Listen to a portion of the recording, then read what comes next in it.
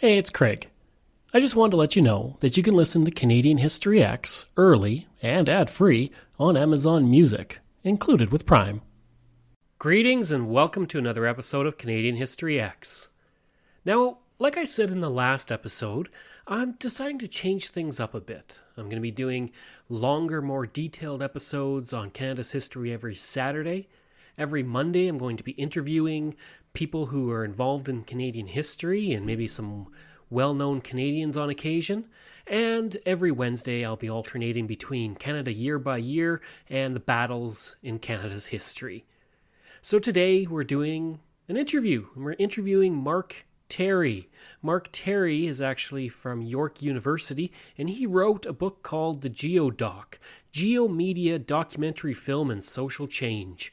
And it was a really interesting book, but one part of it that really appealed to me was Chapter 2, and that dealt with documentary films in Canadian history.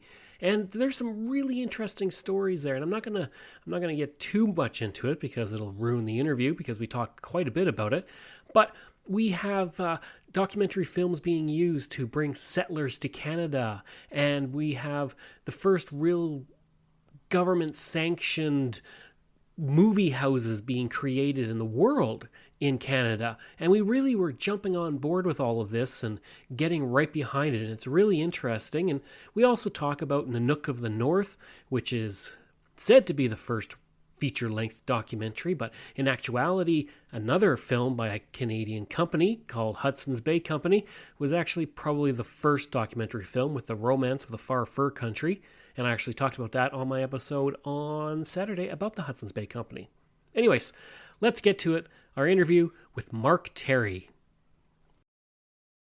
Tell me a bit about James Simons Freer. Yeah, he's a very interesting character, eh? Yes. Yeah, I kind of discovered him going through the archives, and he's not very well known in academic circles with film studies. But every now and then, his name pops up, and what I discovered about the guy is he was just a Manitoba farmer. He was originally a journalist from England, and he heard about these land grants that Canada was offering at the time to anybody that wanted to settle in Canada. And so he never thought of immigrating to Canada, but when he heard about 200 acres of land for free, and all you have to do is farm it, then he said, sign me up. Yeah, so he brought his wife and his family and settled in Manitoba and had this farm. But ever the journalist, right? He wanted to expand and not necessarily abandon his original professional practice. So when he heard about film being introduced by the Lumiere brothers in 1895, well, then he said, I want to do that. That sounds fascinating. So he went down to the States and picked up one of the Edison cameras. Those were the original cameras that both recorded film and were used as projectors as well. Eh? Mm-hmm. So he grabbed one of those and he came back, and he did what anybody does that has a camera for the very first time. He made home movies. So he shot his farm, and he shot the train going by, and he shot his dog and all that sort of stuff. And then one of his neighbors in the farm country was Clifford Sifton. I know, that part was crazy. That was crazy to me. Yeah, he was the Minister of the Interior at the time. Yeah. And he said, oh, you got this film thing? What a great idea. Why don't you go to England and show the film, or the various films that you've made, and then tell them about this land grant thing and start this huge wave of immigration in Canada? And Freer said, sure, why not? Yeah, that part of it's crazy to me, that you get the first guy to really get a film camera in Canada, and then you have the guy who's responsible for bringing people into Canada, and they live next to each other. And especially back then, everybody's really spaced apart.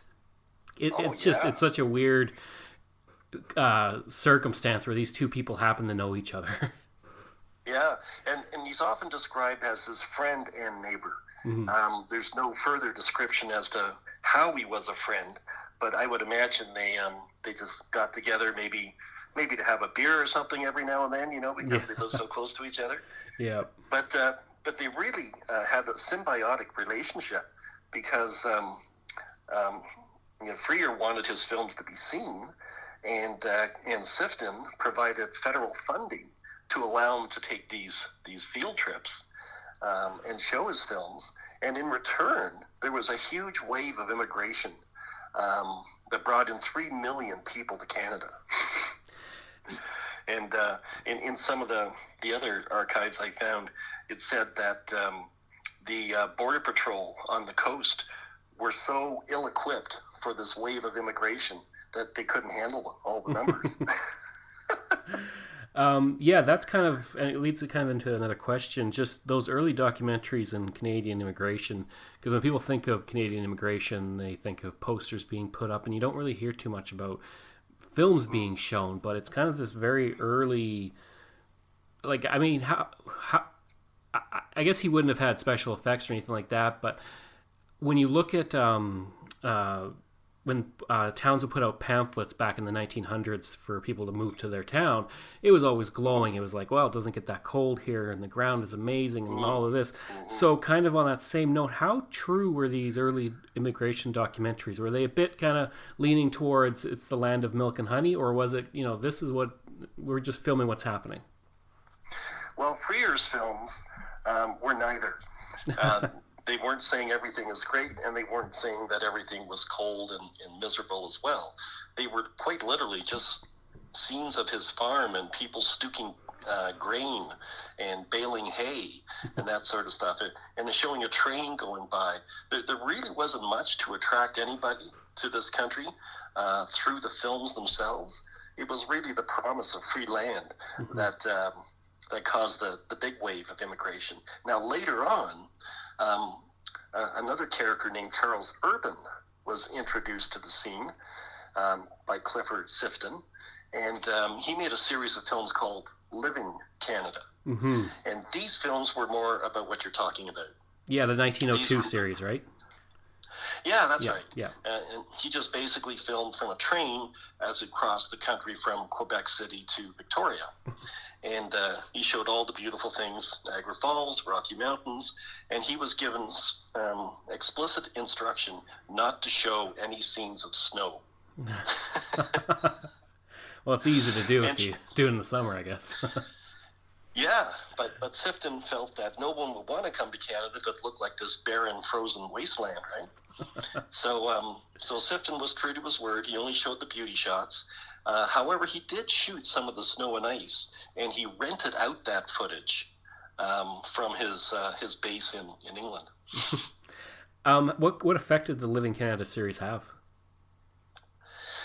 Well, it was good. It really kind of started a couple of new industries. One, the film industry in Canada, mm-hmm. and two, the train industry. All these various new train lines started to open up. It wasn't just the Canadian Pacific Railroad anymore. Now you had, CN and the Grand Trunk and many, many others. And for film, various governments began to adopt the medium as a communications tool for its people. So Ontario, for example, was the very first state-run film studio in the world. And that was in, I believe, 1917. I have to check my own book on that, but I think that's... I think that was right, yeah. Yeah. And then all the others started to follow suit, too. The Canadian Motion Picture Bureau was the first federal government film studio in the world. And so we began to see all the provinces adopt film as a way of reaching its people. Was Canada kind of a leader in government-run studios, with it being the first, and it kind of showed everybody else how to kind of do this? I guess kind of mild form of propaganda. Yeah, well, it wasn't so much propaganda yet. What it was really education. And the reason Canada liked it so much was because many of its citizens were living in very remote parts of the country, and they weren't able to attend school like people in more urban centers could. Mm-hmm. So in order to reach them, they made films like How to Brush Your Teeth, How to Wash Your Hands, right? Yeah. And these were the films that were sent out. But Ontario was kind of a leader in more industrial education. And what I mean by that is they made a film of the making of the Queen Elizabeth Highway, and they sent that around to other governments who wanted to learn how to make a highway. Oh, that's Yeah. huh. What about World War One? What role did that play in our documentaries? Because obviously you're gonna push kind of that patriotism and everything. Did that kind of, especially with the government-run government-run studios popping up around the same time as the First World War, kind of what effect did the war have on that kind of thing? Well, it really wasn't a big effect on film during World War One. It really came more in World War Two. That's when we began to see more blatant propaganda in the film. One of the first few films made by the National Film Board of Canada were, what we would call today propaganda documentaries, like Churchill's Island, 1941. Oddly enough, it won the very first Academy Award for Best Documentary, and it was a pure wartime propaganda documentary. Kind of in relation to that, you hear about Nanook of the North and how it kind of blurred the lines between documentary and fiction. But it was actually really interesting to find out, because I've always thought that Nanook was, the first real documentary. But then reading that your book, I came across the Romance for Fur Trade Country, and that's kind of the first feature documentary, and it was the Hudson's Bay. So can you tell me a bit about that? Yeah, it was actually called The Romance of the Far Country. Okay. Yeah, and I know it's a hard title to remember. But yeah, Nanook of the North always got all the press about being the first documentary ever made, and that's been reinforced by scholarship throughout the years. But the reality was there was a previous feature-length documentary, almost about the same subject, made, I think, 3 years before, and that was called The Romance of the Far Country. And it was made to commemorate, believe it or not, the 250th anniversary of the Hudson's Bay Company at that time. Does it still exist? Right? Well, the Hudson's Bay Company does exist. Oh, I know that. I meant the documentary. Oh yeah, the documentary. It's been lovingly restored. Oh, nice. By a group out of Winnipeg, and they put it together, and you can see parts of it on YouTube. But I think if you want to see the entire film, you can just write the guys that restored it and get a copy. But yeah, it's fascinating because it's 2 hours long, and it travels across Canada, showing the various outposts of the Hudson's Bay Company, and even more so, they had subtitles in the Inuit language. Yeah, which is very impressive. That really is, yeah. Yeah, and Robert Flaherty saw this film and talked to the filmmaker and got tips and was actually inspired to do his own Nanook of the North after seeing this original film. Was it a weird concept to kind of, like, you obviously had movies that were approaching 2 hours by that point, but to have something where it's like, this isn't fiction, this is us kind of just pointing a camera around, because you have, your little vignettes and things like that beforehand, but was it kind of this revolutionary idea to be like, hey, let's have a feature-length film that's, not scripted, it's not fiction, this is, we're showing something that's actually happening?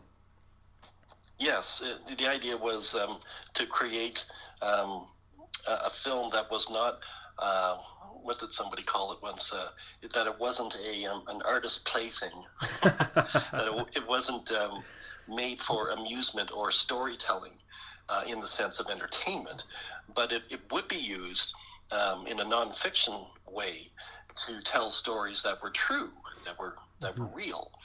And I think what you found with Romance of the Far Country, you have a film that doesn't necessarily tell a story as much as it represents a report of business activities of this company. Here's our station, here's what we sell, and here, this sort of thing. And you didn't really get a good look or a good understanding of what the Inuit people of Canada were actually like. Mm-hmm. Like, we didn't dive into their homes and see what they ate and how they raised their kids or anything like that. So it really isn't the documentary in the way we would define it, Mm-hmm. but it's still a documentary in the fact that it's a 2-hour feature film of something that was true. Yeah. In regards to the Nanook, what was the good and the bad of that? Like, obviously, it kind of kickstarts the whole documentary genre, even though it wasn't the first. But it has good points to it, it has bad points to it. Kind of what effect did you think it had, and what were the good and bad points? Well, I think that the good points are obvious. It was an early experiment in ethnographic filmmaking, showing what a certain kind of people somewhere in a remote location on the planet, how they lived and what they looked like, and everything else like that. So in a way, it was very good to bring a part of the world that we would never see into the theaters where a lot of people live. So it was great in opening up the world. It was one of the first films to inspire globalization, if you will. Mm-hmm. That was one of the good things about it. One of the bad things is it really kind of tainted the whole aspect of documentary as a reliable resource of representing the truth. Mm-hmm. And that's because Flaherty, the director, took a lot of liberties by staging certain scenes. And when he did that, it cast a shadow of doubt over everything we watched in documentary after that. Mm-hmm. Is this real, or did they just set that up? Yeah. It's actually kind of funny because you mentioned that Sifton says, "I don't want any snow in this film that we're sending across to London," and then obviously he's dead by this point. But then the first real mass-produced documentary that goes all over the world from Canada is set in the Arctic, and it still shows nothing but snow. Yeah, that's great irony, isn't it? Yeah. But it's very true, and I don't know if it's because of either of those two films, but maybe that's why we have this reputation of being a frozen wasteland today. It must be the igloos and everything. Yeah. Yeah. So film starts to really build up through, the early 19th century, but at the same time in Canada, we're going through a big social change. We know women are getting the right to vote. We go through various little periods of prohibition ourselves, things like that. What role did early documentary films in Canada kind of play in our social change and showing how everybody was living?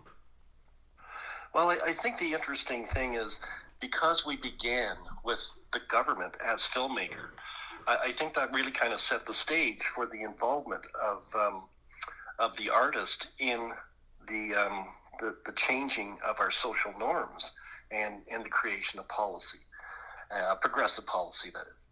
And I think we see that with the very early years back in the 1917s and 19s, when women didn't have the right to vote. It was the Canadian Film Offices in British Columbia that actually hired the first woman. Oh. May Watkus. And they gave her a lot of responsibility. She was the very first female projectionist.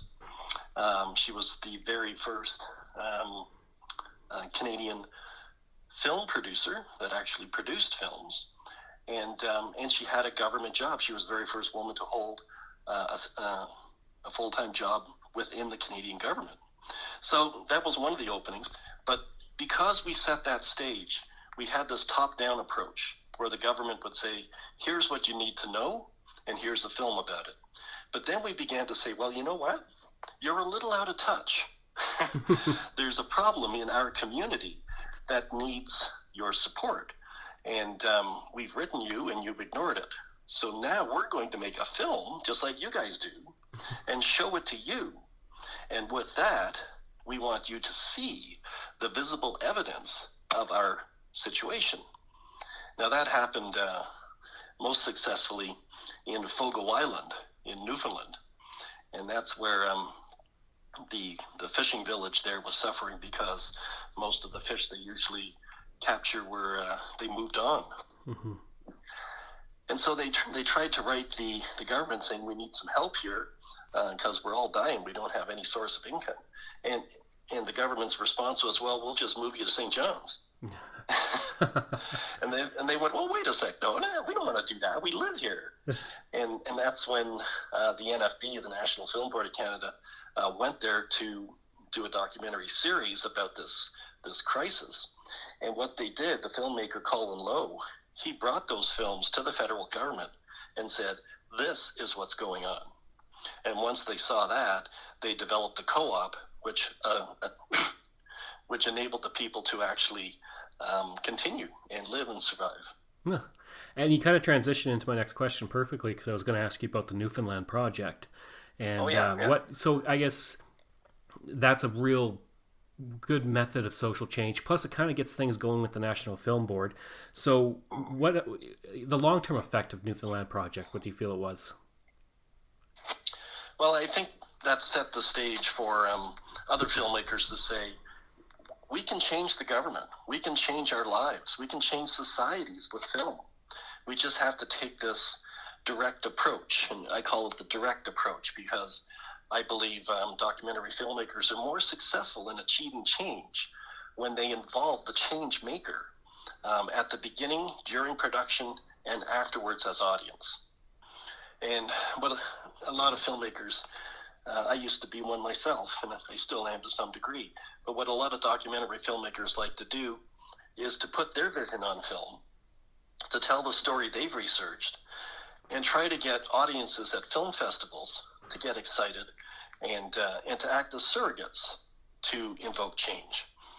I just think it's more expedient to go directly to the source and say, what do you need to see in the film to affect this kind of change? And in a way, the policymaker provides an order, just like you would in a restaurant, of what he needs, what he wants. And then you go and fulfill that order, and you show it to him as you're going to make sure you're on the right track, and also to give them the opportunity to say they want something else, like you want fries with that, right? and so then the filmmaker completes the film, and rather than to whip the public into a frenzy and then have the public, send petitions and demands and protests to the policymaker, you just sit down in a quiet boardroom and show them the film. And every time there's a connection between an actual social change and a documentary film, it's because of the direct approach.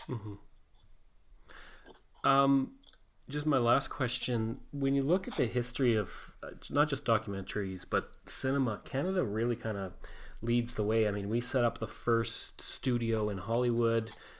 Mary Pickford is Canada or America's sweetheart, but she's actually Canadian. All the way up to today with people like James Cameron, we really do influence a lot.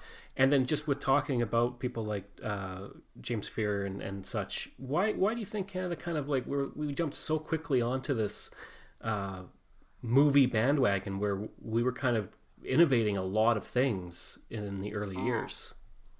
Well, I think it's part of our national identity, really. And I think it's because of the government involvement in these nascent years that it's become something we're used to. Everybody remembers sitting in school when they're little, watching NFB films in the classroom, and knowing that our government produces these films. So when you see the government from the top down saying making film is important, then we tend to adopt that culture as artists and even as an industry. We know we're going to have government support because they led the way. And we know that it's effective, useful, highly entertaining. So why not get involved personally? So I think because of these early origins, we've established ourselves as a country of filmmakers. Without a doubt. Just for people listening, you can actually download the National Film Board app or go on their website, and they have thousands of films on there, and they're all free, from going all the way back to I think actually Churchill Island is on there as well. So you're going all the way back to like 1941. And I've spent That's right. many weekends watching films from like the 60s, 70s, and it's great. Like it gives you such a nice glimpse of Canada in the past that I don't think you get anywhere else. Like I don't think if there's anything in the States where you have this wonderful organization that has captured life for 80 years going back, and then it's just all free. You can watch it anytime you want. It's amazing. I love it. Yeah, it's a wonderful resource, and thank God they went digital, put everything online for everyone. Yeah. So I guess how can people reach you or find out what you're doing, or buy anything that you've got out there? Yeah. Mm-hmm. Well, the new book that I have that just came out in March and covers a lot of the stuff we talked about today. It's called the GeoDoc, Geomedia, Documentary Film, and Social Change.